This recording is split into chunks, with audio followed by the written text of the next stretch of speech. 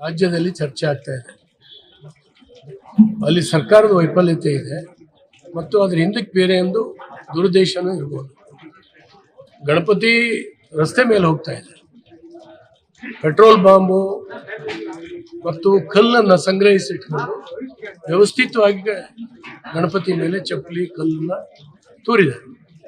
ಅವ್ರನ್ನ ಹಿಡಿದು ಅರೆಸ್ಟ್ ಮಾಡಿ ಆ ಗುಂಪಿನ ಕಡೆ ಹೆಚ್ಚು ಪೊಲೀಸರನ್ನ ನಿಯುಕ್ತಿ ಮಾಡ್ಕೊಬೇಕಾಗಿತ್ತು.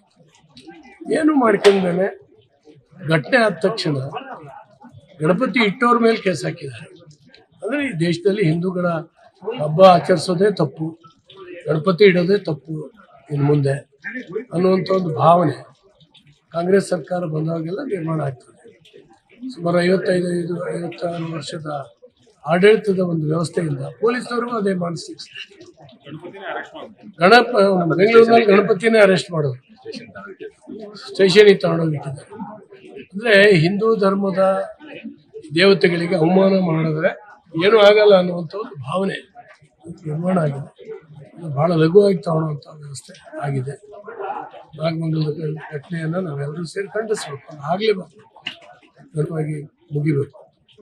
ಆದರೆ ವ್ಯವಸ್ಥಿತವಾಗಿ ಆಗಿದೆ, ಸರಿಯಾದ ಬಂದೋಬಸ್ತ್ ಇಲ್ಲ.